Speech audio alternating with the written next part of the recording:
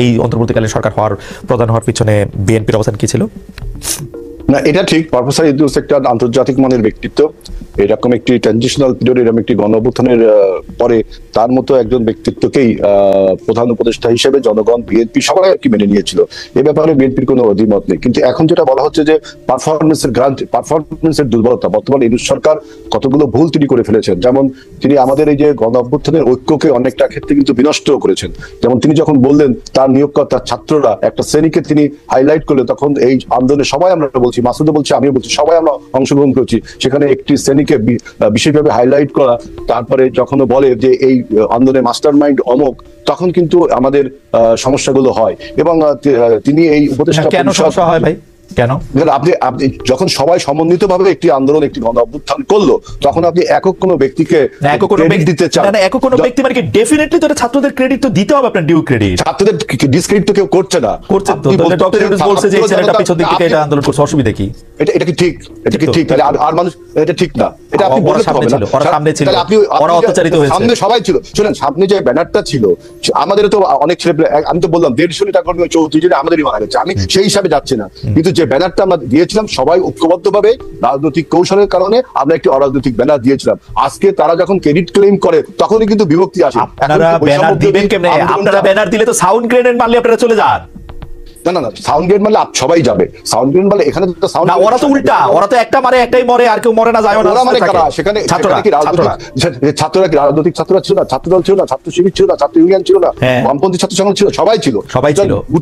গুটি কয়েক ছেলেকে যদি আপনি বলেন, হ্যাঁ, তখন আপনার পার্থক্যটা কি? হেলাল ভাই, আপনি দেখেন, আমার মাইরেন না, কিন্তু আপনি পার্থক্যটা দেখেন।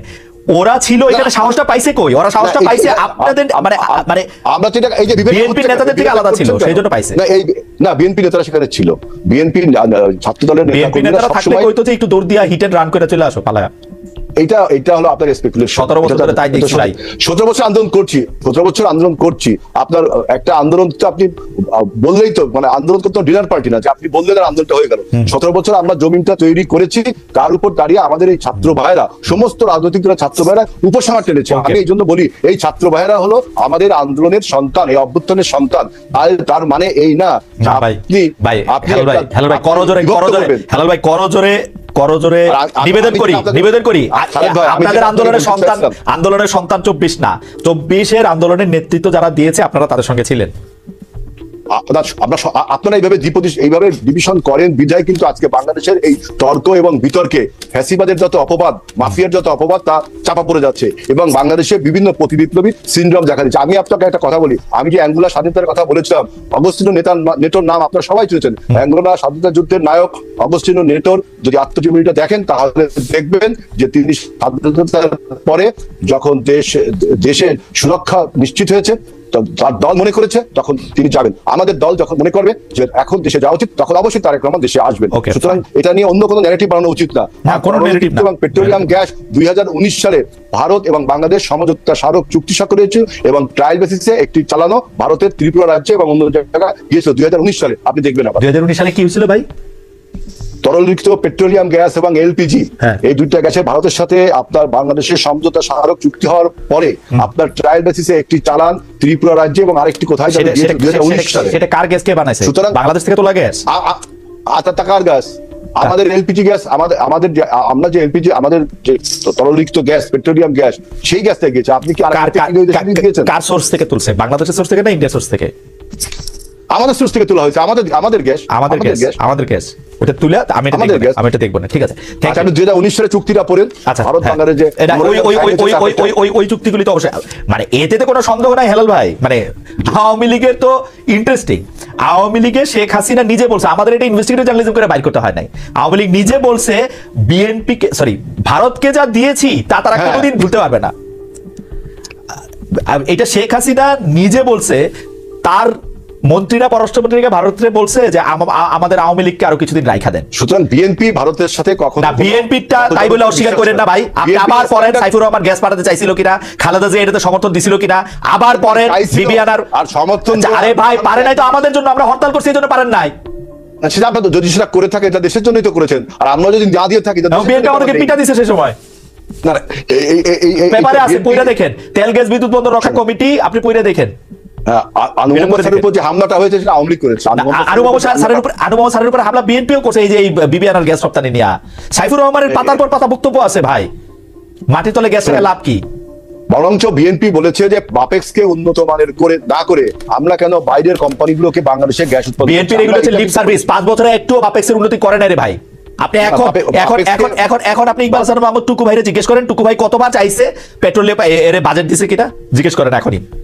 না না, আপনার বাংলাদেশ পেট্রোলিয়াম এক্সপ্লোরিং কর্পোরেশনকে তো আমরাই আপনার আধুনিকায়ন ততটুকু করেছি, কিন্তু অন্য আমলে আওয়ামী লীগের আমলে বাপেক্সকে ঠুটো জগন্নাথ বানিয়ে। আর একটা কথা বলি, টাটাকে আপনারা জমি দিতে চাইছেন, একটা নির্দিষ্ট মূল্যে গ্যাস দিতে চাইছেন, একটা লম্বা সময় ধরে, এটা বহুত কিছু করছেন, আন্দোলনের মুখে আপনারা পিছিয়ে আসছেন। সুতরাং আপনারা খুব ইন্ডিয়ান বিরোধী, আপনারা ইন্ডিয়ার ক্ষমতা আসলে আবার ইন্ডিয়ার পেটের মধ্যেই ঢুকে যাবেন, যতই মুখে যাবেন। ইন্ডিয়ার সাথে ওয়ার্কিং জামাত ইসলামীও করবে, প্রতিবেশী রাষ্ট্র হিসাবে আমরা ওয়ার্কিং রিলেশন রাখি, কিন্তু আমরা কখনো সাবসার্ভিয়েন্ট ওয়ার্ক রিলেশন না ভাই, ওয়ার্ক রিলেশন না, অনেক ভালোবাসার রিলেশনও রাখেন। আমি বলি তো, জনাব গোলাম আজমের ছেলে এই আন্দোলন করা থাকা অবস্থায় ইন্ডিয়ান বিশ্ববিদ্যালয়ে পড়াশোনা করছেন, ভালোবাসার সম্পর্ক আছে। হ্যাঁ, সেটা উত্তর আমি দিব না। আমি বলতেছি হচ্ছে যে ভালোবাসার সম্পর্ক থাকে, পলিটিক্যালি একটা অবস্থান। এইবার দেখেন বিএনপি যে স্ট্যান্ডটা তার ক্লিয়ার করলো যে ভারত বিরোধী মনোভাব জনগণ যখন তুঙ্গে, তখন এই জনগণের মনোভাব আপনার ধারণ করেই তো আমরা প্রোগ্রামগুলো। একটা দেশের পররাষ্ট্র নীতি কোনোদিন একটা দেশ বিরোধী মনোভাব হইতে পারে নিবে কেউ? কেমন কথা ভাই?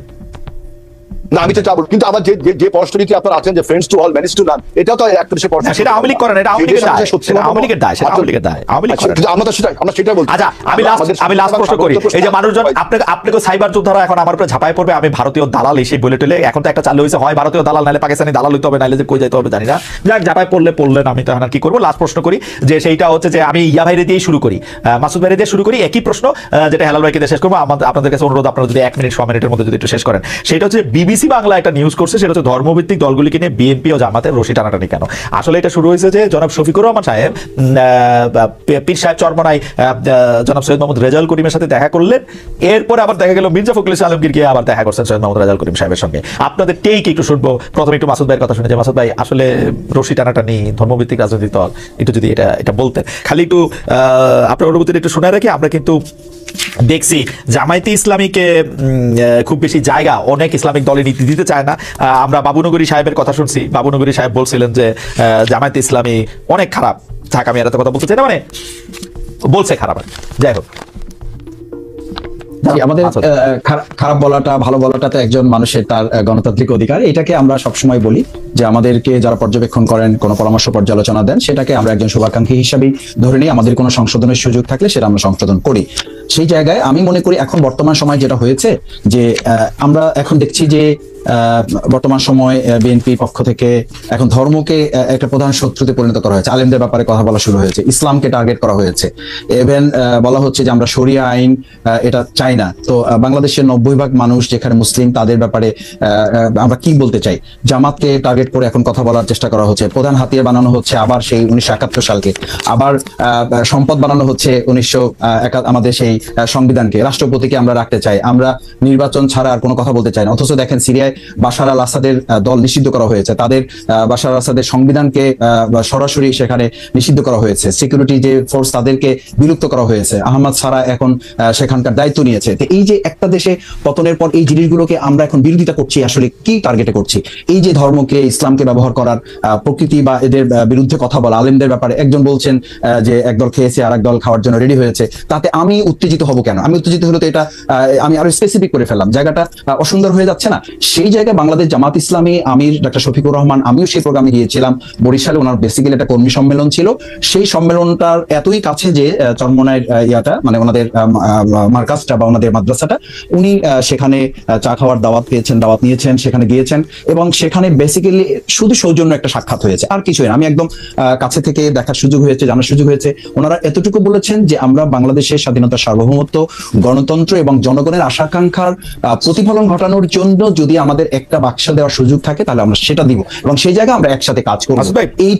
এইটুকু কথা বলা হয়েছে। সুতরাং এই জায়গায় যদি আবার বিএনপি সেখানে যায়, সেটা তো ডিপেন্ড করবে যে চরমোনাই আমাদের সম্মানিত সেখানকার চেয়ারম্যান বা সভাপতি মুফতি রেজাউল করিম সাহেব উনি অথবা ওনার যারা আছেন তারা ঠিক করবেন, কিন্তু আমরা মনে করি বাংলাদেশ জামাত ইসলামী শুধুমাত্র চরমোনাই পীর সাহেব নয় বা চরমোনাই ইসলামী শাসনতন্ত্র আন্দোলন নয়, আমরা সমস্ত ইসলামী দলগুলোকে ওন করি আমরা কাজ করছি। সেখানে কেউ তার ব্যক্তিগত চিন্তায় আমাদের ব্যাপারে তাদের ভিন্ন দৃষ্টিভঙ্গি থাকতে পারে। মাসুদ ভাই, আপনারা যে ইসলামিক দলগুলিকে ওন করার চেষ্টা করতেছেন সেটা আপনারা বহুবার বলছেন, কিন্তু আমরা যদি দেখি যে হেফাজতে ইসলামীর সাথে যেসব রাজনৈতিক দলগুলো আছে আপনারা একাধিকবার বৈঠক করছেন, কিন্তু সেটা তো আসলে হয় নাই। আমি আপনাদেরকে ধন্যবাদ দিই। আমি শুধু দর্শকদের উদ্দেশ্যে দুইটা লাইন পড়াতে চাই এবং তারপরে আমি হেলাল ভাইয়ের কাছে যেতে চাই যে জামায়াতে ইসলামী সম্পর্কে আমির আল্লামা মহিবুল্লাহ বাবুনগরী মানে মাওলানা হোসেন আহমদ মাদানির উদ্ধৃতি দিয়ে বলেছেন, জামায়াতে ইসলামী সকল ভ্রান্ত ফেরকা সময়ের মধ্যে নিকৃষ্ট দল। তারা কাদিয়ানি সম্প্রদায় থেকেও নিকৃষ্ট, কেননা জামাতে ইসলামের দ্বারা ইসলামের যে ক্ষতি হয়েছে কাদিয়ানিদের দ্বারাও সে ক্ষতি হয়নি। আমরা জামাতে ইসলামকে ইসলামী দল মনে করি না, জামাতে ইসলাম মদিনার ইসলাম চায় না, তারা মওদুদির ইসলাম প্রতিষ্ঠা করতে চায়। আপনাদেরকে নিয়ে ইসলামী দলগুলোর এরকম ভাবনা আমরা আসলে গত 30 বছর 35 বছর আপনার দিকে আসছি। আপনি কি একটা লাইন বলবেন, তাহলে আমরা একটু হেলাল ভাইয়ের কাছে যাই যে ইসলামী দলগুলো তো আপনাদের অবিশ্বাস করে আসলে। না খালিদা, এখানে হয়েছে কি আমাদের শ্রদ্ধেয় ওলামায়ে কেরাম বা বাংলাদেশ জামাত ইসলামীর ব্যাপারে যে দৃষ্টিভঙ্গি পোষণ করে দুই একটা বিষয়, সেই বিষয় নিয়ে ওনাদের সাথে আমাদের আলাপ আলোচনা হচ্ছে, ওনারাও আলাপ আলোচনা করছেন। আমরা যেটা ফিল করি বা ওনারাও যেটা এখন বলছেন, এই জায়গাটা একটা ভালো জায়গায় এসে পৌঁছেছে যে দর্শনগত দিক থেকে অথবা আকিগতগত দিক থেকে একটা জায়গা আমাদের আলোচনা চলমান থাকবে। এবং আমরা তো গণতন্ত্রে এই সৌন্দর্যটা তো থাকারই কথা না। বিএনপির মধ্যে বিএনপি জামাতের সাথে এই দর্শনগত পার্থক্য আছে না? আছে। তো ইসলামী দলগুলোর মধ্যে এই পার্থক্যের সৌন্দর্যটাকে আমরা নেতিবাচক ভাবে নিব কেন? আমাদের কোনো কারেকশন থাকলে আমরা তো বলি না যে আমরা সমস্ত কারেকশনের ঊর্ধ্বে উঠে গেছি। সেই জায়গায় আমাদেরকে যদি কেউ কারেকশনের জন্য কোনো কিছু বলে, এটাকে ধারণ করি রাজনৈতিক ভাবে একটা সমঝোতা। বিএনপি আমার জামাতও কি বলতেছিল যে আমাদের একটা রাজনৈতিক জোট, তাই না? রাজনৈতিক জোট যদি না হয় তাহলে একটা দল আরেকটা দলের মধ্যে বিলুপ্ত হয়ে যাবে। সেটা বলছি না, এটা বলতেও পারে না, বলার কথা। অনেক ধন্যবাদ, থ্যাংক ইউ সো মাচ। আমরা অনেকখানি বেশি হয়ে গেছে আমাদের টাইমিং। আমি শুধু হেলাল ভাই একটা লাইন 1 মিনিট যদি আপনি বলেন যে রশি টানার বিপক্ষে কিনা। শোনেন, প্রথম বক্তব্য হলো যে ধর্মভিত্তিক রাজনৈতিক দলের বাংলাদেশে রাজনীতি করার অনুমোদন আছে এবং বিশ্বের বিভিন্ন স্তরে ধর্মভিত্তিক রাজনৈতিক দল আছে। আপনি আগে যে দেশে ছিলেন জার্মানিতে, সেখানেও আপনার ধর্মভিত্তিক রাজনৈতিক দল আছে, ক্ষমতায় ছিল। এখন যখন নির্বাচনী আবহাওয়া তৈরি হয় তখন রাজনৈতিক দলগুলোর মধ্যে কোয়ালিশন করার একটা প্রবণতা সারা বিশ্বে আছে। এটাকে দোষের কিছু দেখা যায় না। আমি যেটা দোষের দেখছি সেটা হলো যে পরাজিত ফ্যাসিবাদ যখন প্রেস ক্লাবে আমরা দেখলাম যে রুহুল আমিন গাজী আমাদের ডিউজে নেতা মারা গেল, তখন দেখলাম যে জামাতে ইসলাম এবং আওয়ামী লীগের ইকবাল সোবহান চৌধুরী এবং মঞ্জুর হাসান বুলবুল তারা সবাই মিলে একটা মিটিং করলো। আবার দেখলাম জামাতে ইসলাম বললো যে আওয়ামী লীগকে মাফ করে দিতে হবে। তখন আমরা আমাদের সন্দেহের উদ্রেক হয়, আসলে নির্বাচনকে সামনে রেখে কোথাকার পানি কোথায় চলে যায়, এই বক্তব্যটাই। সেজন্য হচ্ছে যে আওয়ামী লীগকে যাতে জামায়াত না নিতে পারে আপনারা আওয়ামী লীগকে নিতে চেষ্টা করবেন, তাই তো? আমরা আমাদের সাথে আওয়ামী লীগের আমাদের তৈরি হয়েছে, কিন্তু আওয়ামী লীগের একই সুরে কথা বলেন তো এখন হেলাল ভাই, আওয়ামী লীগের একই সুরে কথা বলেন তো। এখন আপনি আমেরিকায় বসে একটা কথা বলছেন, বাংলাদেশে আমি একটা কথা বলছি, দুইজন দুই মতের লোক, কিন্তু কোন একটা কথা মিলে গেছে। আমি একটা কথা বলি, দেখেন কোরআনের অনেক কথার সাথে বেদের অনেক কথার মিল আছে, এই দুই কথা ঠিক। তার মানে কি কোরআন সমান বেদ? না, তা কখনো না। কোরআনের অনেক কথার সাথে বাইবেলের কথারও মিল আছে। এই কথা বলার দরকার নেই, ভালো উদাহরণ দিচ্ছেন, থ্যাংক ইউ সো মাচ, মিলতেই পারে। ভালো উদাহরণ দিচ্ছেন।